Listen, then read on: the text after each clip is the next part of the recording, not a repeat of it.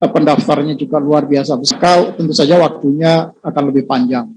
Nah, ini yang kami tadi pagi berkoordinasi dengan seluruh instansi untuk memerlukan koordinasi yang lebih erat lagi, kerjasama dan sinergi, serta tentu saja perlu stamina yang lebih baik bagi Panselnas maupun panitia instansi. Karena praktis sebetulnya mulai dari nanti bulan Agustus sampai dengan bulan Desember itu akan non-stop bekerjanya dalam pelaksanaan seleksi.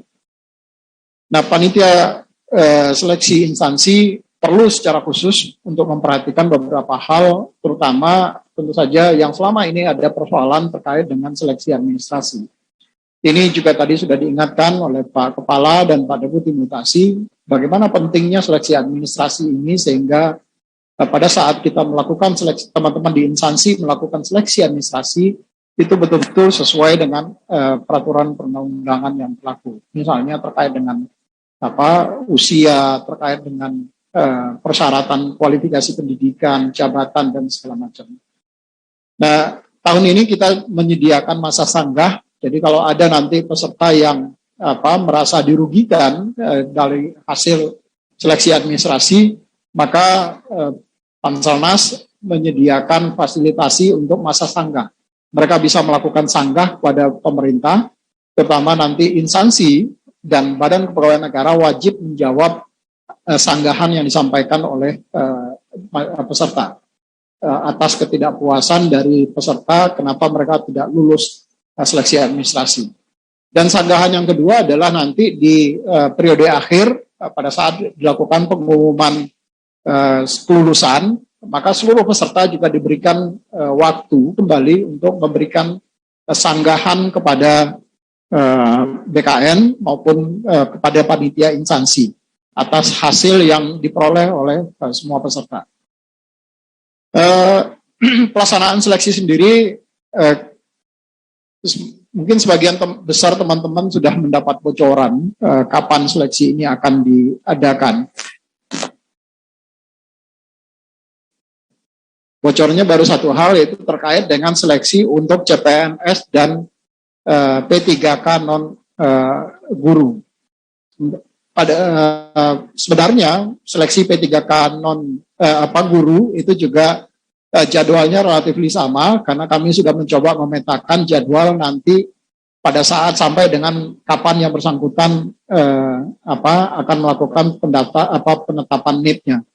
Arahan Pak Kepala kepada kami dan Pak Deputi Mutasi sudah sangat jelas bahwa pelaksanaan seleksi ini tidak boleh lebih dari atau tidak boleh melewati tahun anggaran. Karena kalau melewati tahun anggaran nanti tentu saja akan berpotensi menimbulkan masalah di kemudian hari.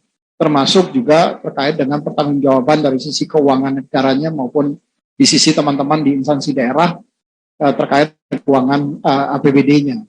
Jadi dari Desember kemudian kami harus menarik mundur waktu pelaksanaan, maka direncanakan pengumuman dan pendaftaran itu akan diumumkan besok tanggal 30 Juni sampai dengan tanggal 21 Juli 2021.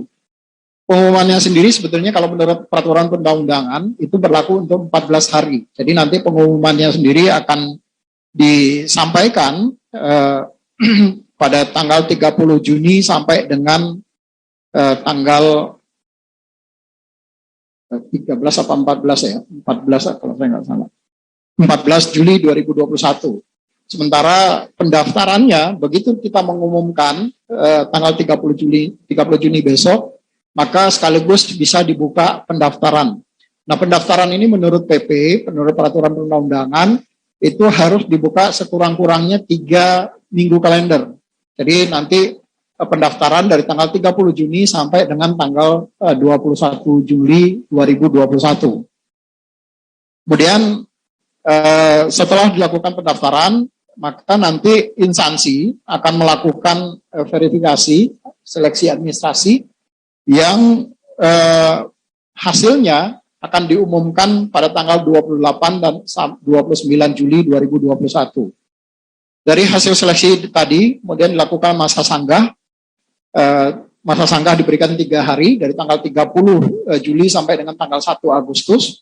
Dan kemudian instansi ataupun kalau sanggahan itu disampaikan kepada Badan Kepegawaian Negara, maka instansi dan BKN wajib menjawab sanggah itu selama 7 hari sejak batas akhir waktu sanggah. Dan kemudian dilakukan pengumuman pasca sanggah yaitu tanggal 9 Agustus. Nah, inilah hasil pengumuman sanggah ini adalah hasil akhir siapa saja yang kemudian bisa mengikuti seleksi kompetensi dasar bagi calon pegawai negeri sipil. Yang direncanakan pelaksanaan seleksinya sendiri nanti akan tanggal 25 Agustus sampai dengan tanggal 4 Oktober 2021. Nah, dapat juga kami informasikan kepada teman-teman wartawan dan media bahwa pengumuman pendaftaran tadi itu juga tidak hanya berlaku untuk calon pegawai negeri sipil maupun calon pegawai P3K non guru, tetapi juga berlaku untuk calon pegawai P3K guru. Jadi pendaftaran akan dilakukan secara serentak untuk 3 jenis kualifikasi peserta, baik itu CPNS, calon aparatur sipil negara CP3K guru maupun CP3K non guru. Pendaftarannya dilakukan sama. Jadi pada tanggal 30 Juni sampai dengan tanggal 21 Juli 2021. Jadi tidak ada pembedaan pendaftaran antara dari 3 jenis tadi. Sementara yang membedakan nanti itu adalah dari sisi seleksi. Jadi seleksinya itu verifikasi administrasi itu berbeda. Karena verifikasi administrasi itu akan dilakukan khusus untuk P3K guru, itu akan dilakukan oleh teman-teman di Kementerian Dikbud. Karena nanti akan dicocokkan dengan data yang ada tercatat di dalam data Dapodik. Sementara pelaksanaan seleksinya nanti itu akan dilaksanakan oleh teman-teman melalui sistem CAT-nya UNBK. Jadi pelaksanaannya sendiri akan dilakukan secara 3 tahap, yaitu nanti tahap pertama itu di sekitar bulan Agustus, tahap kedua di sekitar bulan September atau Oktober, kemudian di tahap ketiga di bulan Desember. Itu yang yang nanti akan pelaksanaan seleksinya sendiri. Jadi yang pertama itu adalah di bulan Agustus, yang kedua itu di bulan Oktober, dan yang ketiga itu ada di bulan Desember. Jadi mekanismenya adalah bagi mereka yang di tahap pertama, yang mereka lulus seleksi tahap pertama misalnya, maka mereka tidak perlu lagi ikut ke seleksi di tahap kedua. Tahap pertama itu yang boleh mendaftar itu hanya adalah guru honorer yang tercatat di dalam database THK 2 BKN dan tercatat di dalam database Dapodik. Nah, kalau mereka tidak lulus, maka mereka bisa mengikuti seleksi tahap kedua. Kalau seleksi tahap kedua juga belum lulus, mereka bisa mengikuti seleksi tahap ketiga.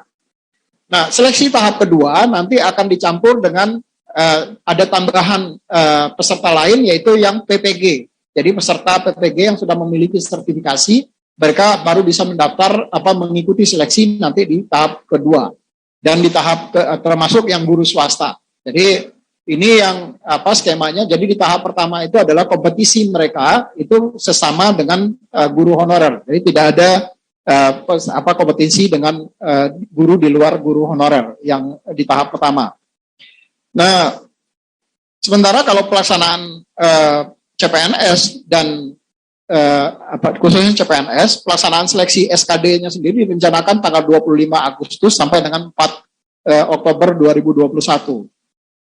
Dan pengumuman hasil SKD akan dilakukan pada tanggal 17 sampai dengan 18 Oktober 2021. Demikian juga nanti setelah pelaksanaan SKD, kemudian kami meminta para peserta untuk melakukan registrasi kembali, karena bisa saja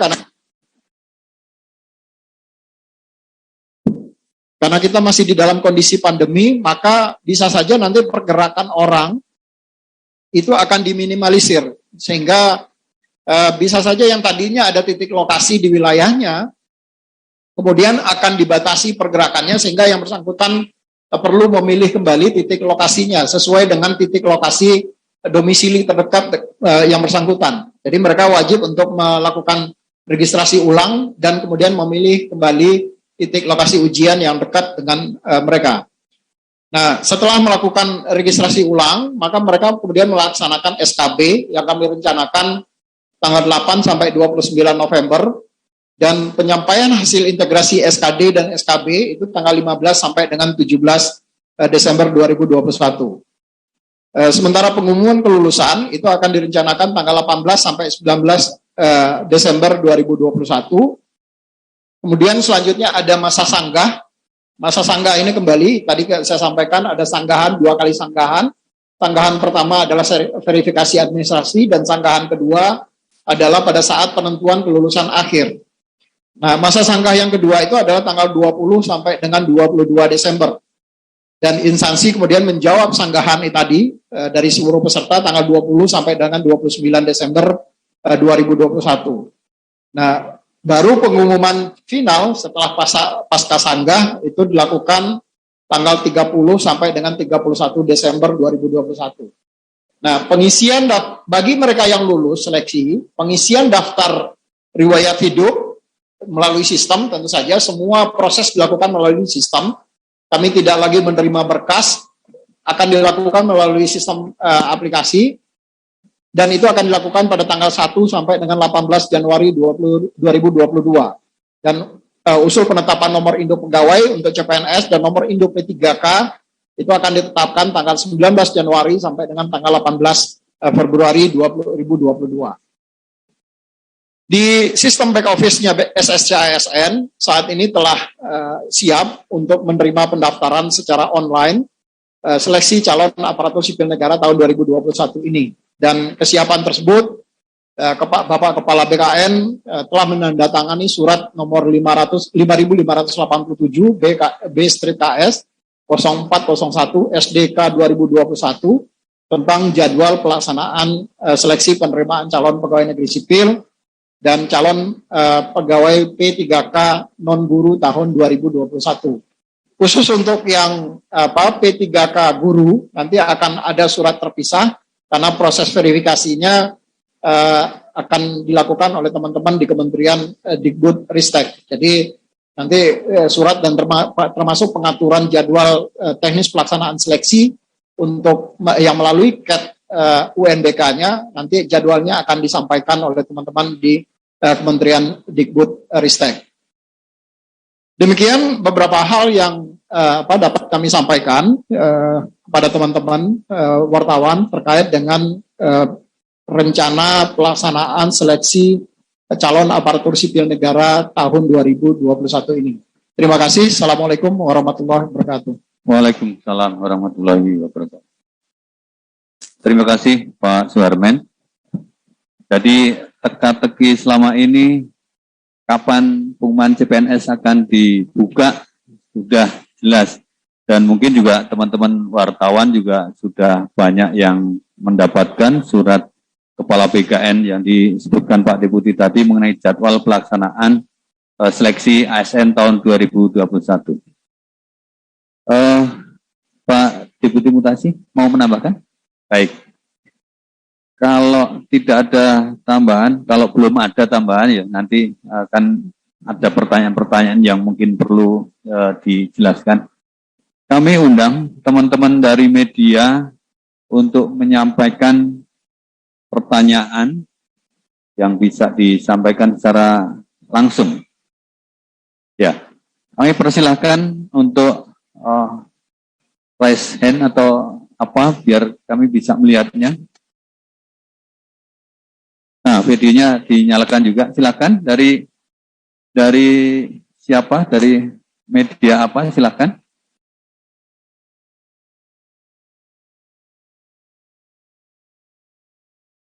Silakan Mbak Mesia CPNN. Videonya dibuka biar kelihatan. Ininya jaringannya nggak bagus Pak Karo. Saya nggak usah pakai ya. Nggak usah pakai video, nggak apa-apa ya. Ya, silakan Mbak Mesya. Saya ingin mempertanyakan yang soal, bukan mempertanyakan, saya ingin menggali lagi yang soal mekanisme pendaftaran itu. Itu kan masih jadi polemik, walaupun tadi Pak Deputi sudah menjelaskan dengan sangat baik, terutama yang soal mekanisme yang surat edaran itu, di situ kan hanya untuk CPNS dan PPK non-guru. Nah, itu yang jadi pertanyaan dari kalangan guru, apakah kenapa tidak berbarengan gitu? Kenapa tidak berbarengan walaupun tadi Pak Suharmen sudah menjelaskan bahwa yang akan ditetapkan oleh Kemendikbudristek itu adalah jadwal seleksinya. Kalau pendaftaran kan semua satu di portal SSCASN. Tapi yang harus dipikirkan adalah psikis dari guru, dan guru itu potensi untuk pelamarnya itu kan banyak. Itu tersedia 525.000 formasi.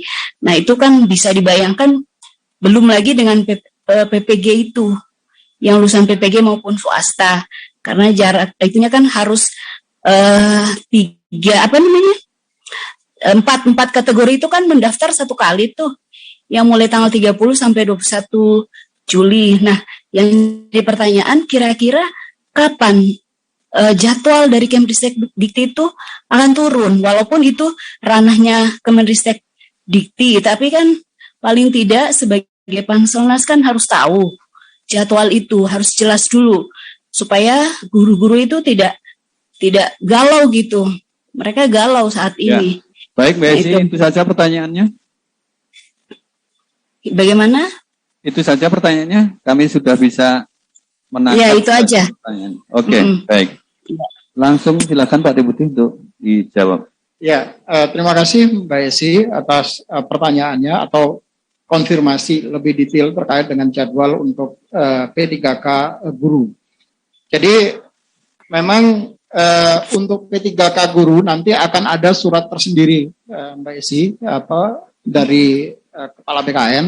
Hanya saja nanti yang detail pelaksanaan seleksinya itu yang nanti akan diatur melalui suratnya Mendikbudristek. Itu detail pelaksanaan seleksi. Jadi nanti tanggalnya berapa akan dilakukan, yang tahap pertama, kapan dilakukan tahap kedua, kapan dilakukan tahap ketiga, itu yang akan disampaikan oleh teman-teman di Kementerian Dikbudristek. Tetapi untuk yang pendaftaran, betul tadi yang Mbak Esi sampaikan, bahwa pendaftaran akan dilakukan secara serentak. Dan suratnya sebetulnya sudah ada, nanti setelah press conference ini baru akan disampaikan. Sementara yang CPNS tadi itu yang sudah beredar di masyarakat itu kan saya nggak tahu ini surat siapa yang mengedarkan itu. Tapi sebetulnya suratnya dua-duanya sudah ada. Baik itu yang memang dibedakan dua suratnya karena satu adalah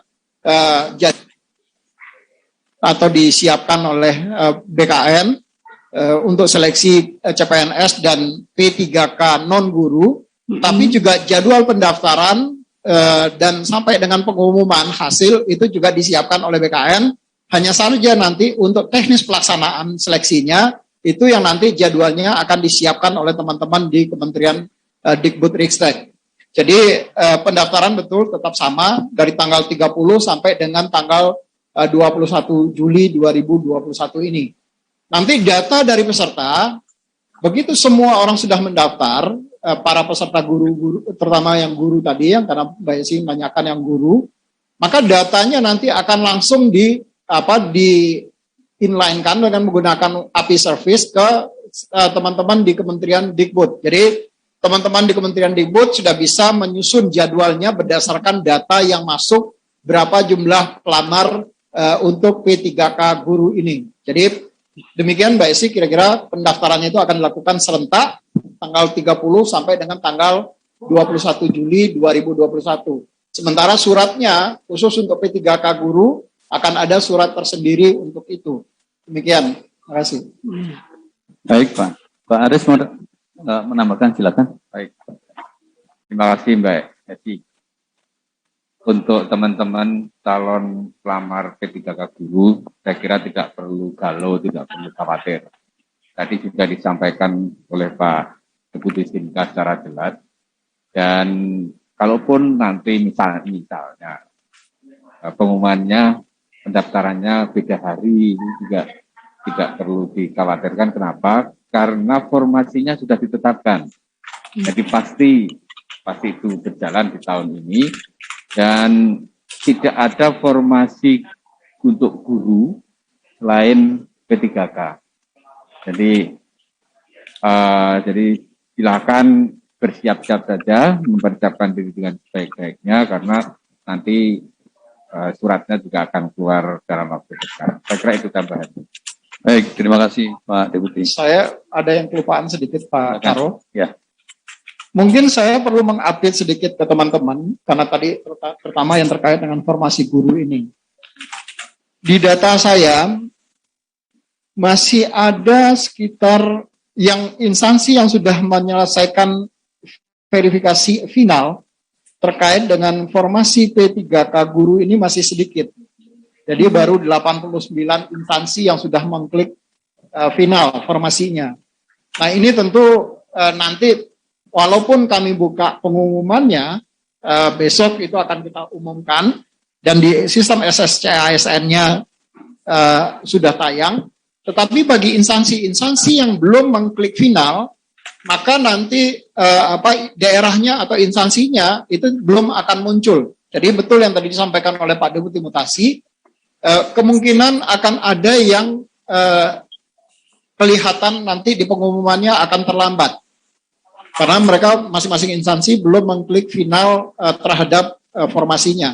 Namun demikian dapat kami informasikan kepada teman-teman bahwa tidak perlu khawatir, tidak perlu galau, karena hanya tinggal mengklik final saja sebetulnya dari instansi. Dan kami selalu berkomunikasi dengan admin dari setiap instansi untuk segera memfinalkan formasi yang sudah ditetapkan tadi. Supaya nanti begitu kita umumkan, maka di SSCASN-nya langsung muncul formasi-formasi tadi. Demikian tambahannya. Terima kasih. Baik, terima kasih Pak Deputi. Mohon izin Pak Deputi, surat Kepala BKN yang tadi mungkin nanti di akhir acara akan kami share ke teman-teman media biar jelas bahwa itu dari kami. Kami lanjutkan masih dari Zoom ya. Siapa yang Mbak Lydia dari CNBC dan nanti dari Harian Kompas. Silakan Mbak Lydia dulu untuk menyampaikan pertanyaan. Halo, selamat siang Pak. Kameranya nggak bisa di-on-kan. Bisa Pak. Oke, selamat siang Pak. Mungkin ada satu pertanyaan Pak. Aku mungkin tadi nggak agak skip. Ini kan nanti pendaftaran dibuka dari tanggal 30 ya Pak. Nah, kalau boleh tahu itu cara daftarnya untuk sekarang ini gimana Pak? Cara daftar untuk menjadi PNS, apakah kita lewat SKCCN aja atau seperti apa? Itu aja. Makasih Pak. Ya, terima kasih. Langsung dijawab atau sekalian sama dari Kompas Pak? Langsung saja. Silakan Pak Deputi. Terima kasih Mbak Lydia. Pendaftarannya sama dengan yang lalu, yaitu melalui satu portal yang kami sebut dengan SSCASN, Sistem Seleksi Calon Aparatur Sipil Negara. Nanti di dalam SSCASN itu akan ada tiga menu utama. Yang satu adalah untuk pendaftaran CPNS, yang satu adalah untuk pendaftaran CP3K non-guru, dan yang satu adalah CP3K guru. Jadi mereka nanti tinggal memilih mereka mau mendaftar di mana, apakah di CPNS atau P3K non-guru atau P3K guru. Jadi ini melalui satu portal, jadi kita tidak membuka portal yang berbeda di dalam pendaftaran ini. Demikian Mbak. Ya, jadi jelas ya Mbak, nanti melalui SSCASN di sana ada menu yang harus dipilih. Silakan dari Harian Kompas untuk menyampaikan pertanyaannya. Ya, terima kasih Pak. Izin bertanya soal tadi kan honorer dikasih kesempatan sampai 3 kali ya Pak. Itu kenapa gitu? Terus kemudian formasinya apa saja? Lalu untuk pelaksanaan seleksi ini kan pemerintah menambahkan materi soal terkait anti radikalisme ya Pak. Boleh dijelaskan soal itu? Terima kasih. Ya, terima kasih. Silakan Pak. Ya, terima kasih Mas Yogi dari Kompas. Yang diberikan kesempatan untuk seleksi 3 kali itu adalah P3K guru. Jadi hanya khusus untuk P3K guru. Jadi untuk P3K non guru itu hanya 1 kali seleksi. Tapi khusus untuk P3K guru, karena ini adalah afirmatif yang diberikan oleh pemerintah kepada mereka yang sudah mengabdikan cukup lama menjadi guru, maka ada afirmasi yang diberikan. Nah, bentuk afirmasinya adalah mereka diberi kesempatan untuk mengikuti seleksi sebanyak 3 kali. Tapi sekali lagi, seleksi 3 kali ini hanya berlaku untuk P3K guru, jadi tidak untuk berlaku untuk yang lain-lain. Demikian, Pak. Baik, perlu kami sampaikan Pak Deputi, di kanal YouTube kita ada 33.000 yang menyimak konferensi pers kita ini. Jadi memang pendaftaran CPNS ini sangat-sangat ditunggu oleh publik ini. Baik, selanjutnya liputan 6 dan nanti dari Metro. Silakan dari liputan 6, Mbak. Mas atau Mbak ini, Maulandi, silakan dibuka videonya biar tahu. Ya, selamat siang. Saya Mas, Pak. Ya, biasa. Ya, silakan Mas. Ya, izin siang Pak Pariono, Pak Suharmen. Saya ingin izin bertanya Pak terkait tadi untuk posisi formasi terakhir per 22 Juni itu kan ada 701.590. Ada total ada 701.590 formasi CASN itu per 22 Juni. Apakah formasi itu sudah final dan akan diumumkan pada tanggal 30 Juni besok atau bagaimana Pak? Ya, terima kasih. Baik, terima kasih. Silakan Pak. Ya, terima kasih Mas Maulandi. Ya, 701.590 formasi tadi itu adalah cut off per 22 Juni 2021. Nah, dari data terakhir yang masuk ke kami, karena ternyata ada beberapa instansi di daerah yang kemudian mengundurkan diri. Jadi, dari data yang masuk ke kami dan juga sudah kami konfirmasi ke teman-teman di Kementerian PAN-RB, data yang masuk, jumlah formasi yang sampai dengan posisi kemarin, tanggal 28 Juni 2021, jam 14.14, itu jumlah formasi final yang ada di kami adalah 688.623. Jadi ada sedikit perbedaan yang dari 701.590 turun menjadi 688.623 karena ada beberapa instansi yang kemudian mengundurkan diri.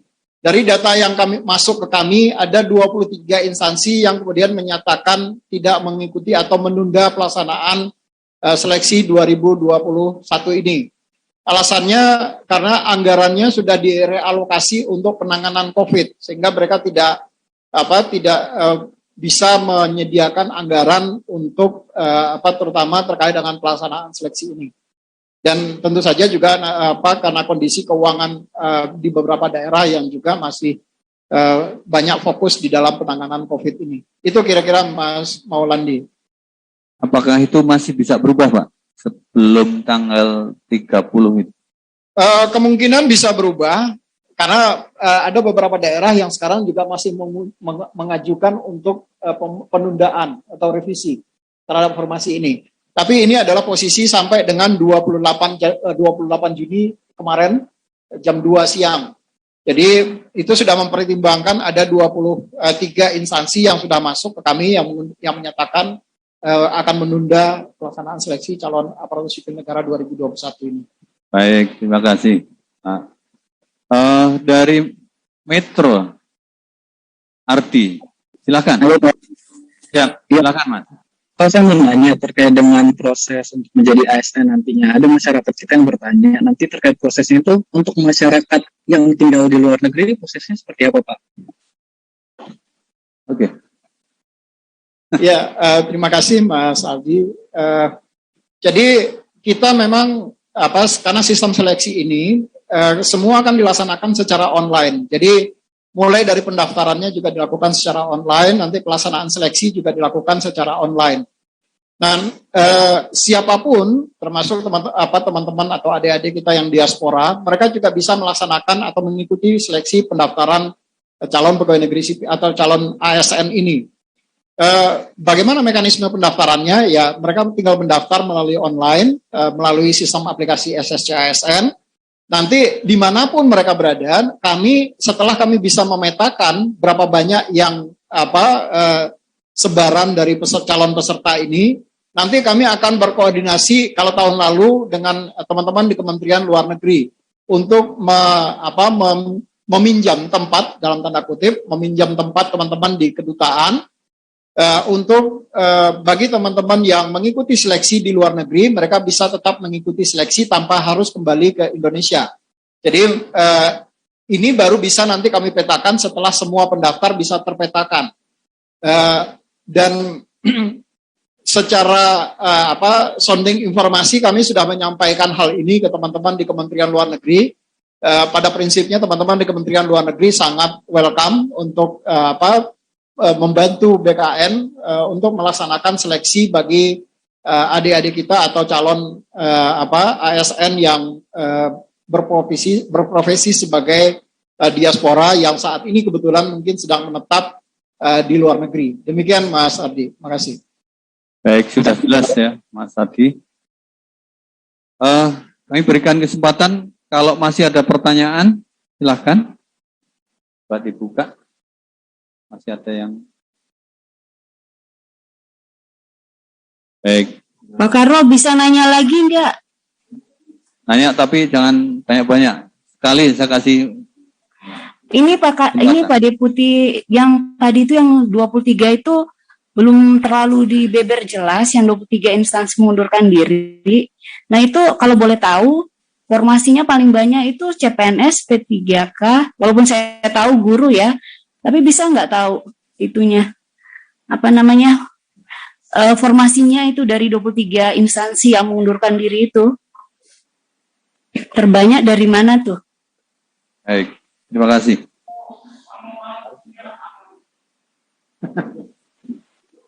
Baik, Mbak Elsie, jadi formasi sudah ditetapkan oleh Menteri Pan-RB, tadi disampaikan sebanyak 701.000 sekian.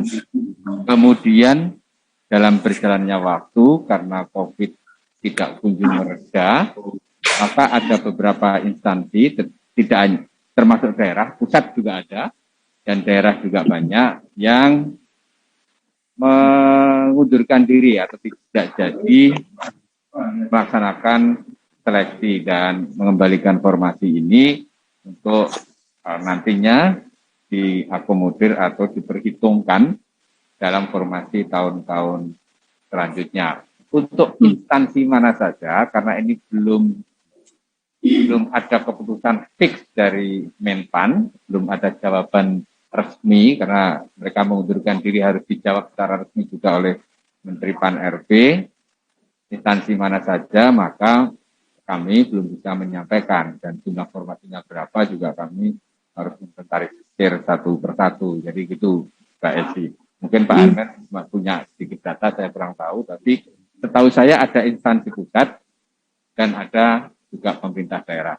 Instansi pusat yang saya tahu, satu instansi saya tahu bahwa itu tidak jadi melakukan seleksi CPNS ASN di 2021. Saya kira itu sementara Mbak Edi. Iya Pak, makasih. Baik, terima kasih Pak Deputi. Pak Pariono bisa nanya lagi nggak Pak? Lydia dari Sensi. Ya, silakan tapi jangan panjang-panjang, jangan lama-lama. Mbak, satu aja.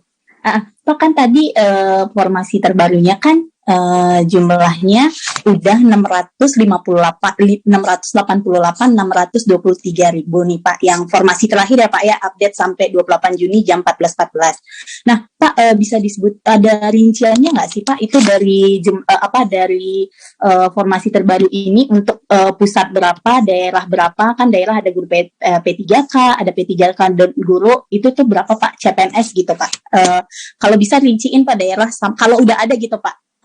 Mohon datanya ya. Baik, terima kasih Pak. Mbak Lydia ya. Jadi Ya. formasi itu sudah ditetapkan oleh Menpan sebesar 701.000 sekian. Itu harus dulu itu formasi yang ditetapkan oleh Menteri PAN RB. Nah, dalam berjalannya waktu ada instansi yang mengundurkan diri. Tapi formasi memang sudah ditetapkan. Nah, jika ditanyakan dari 701 tadi kemudian ada yang mengundurkan diri dan yang sampai hari ini yang tidak mengundurkan diri jumlahnya menjadi sekitar formasinya sekitar 600 sekian. Tapi kalau bicara formasi, ya formasinya tetap 701. Tapi yang menindaklanjuti dengan seleksi ada sekian instansi tidak menindaklanjuti dan mengembalikan formasi itu ke Kementerian PAN. Jadi kronologisnya seperti itu dan instansi yang sampai hari ini melanjutkan untuk seleksi jumlah formasinya adalah 600.000 sekian tadi. Nanti Pak Arven bisa menjelaskan lebih lagi. Silakan Pak Deputi. Ya, terima kasih Pak Deputi Mutasi. Jadi Mbak Lydia, kalau saya boleh berapa yang jumlah penetapan formasi yang terakhir yang 688.000 tadi itu adalah untuk instansi pusat itu menjadi 65.915. Jadi ada tadi Pak Deputi Mutasi sudah menyampaikan itu ada instansi pusat dan ada instansi daerah. Jadi instansi pusatnya berkurang. Kemudian di instansi daerah itu ada jumlahnya lebih kurang sekitar 622.708 yang terdiri dari provinsi sebanyak 138.608 dan kabupaten kota 484.100. Inilah yang kemudian totalnya menjadi 688.623 formasi. Dari yang sebelumnya sudah ditetapkan menjadi dari 701.590 formasi. Demikian. Baik, terima kasih. Sudah jelas ya Mbak Lydia ya. Jadi yang disampaikan Pak Deputi tadi, jika mungkin ada yang ketinggalan nanti bisa diputar lagi di kanal YouTube BKN, nanti bisa dicek ulang di situ mengenai data-data. Saya kira cukup ya teman-teman dari media, dan kalau ada hal-hal yang misalnya kurang jelas, kalau yang ketinggalan nanti bisa cek di YouTube, kalau ada yang kurang jelas nanti bisa menghubungi Humas BKN. Saya kira konferensi pers pada sore hari ini kita cukupkan sekian. Terima kasih Pak Deputi Mutasi, terima kasih Pak Deputi Sinka sudah hadir dan memberikan pengumuman yang penting bagi publik mengenai pelaksanaan penerimaan CPNS ASN tahun 2021. Dari kami mohon maaf jika ada hal-hal yang kurang berkenan dan ada kesalahan. Kami mohon maaf. Kami akhiri. Wabillahi taufiq wal hidayah. Assalamualaikum warahmatullahi wabarakatuh.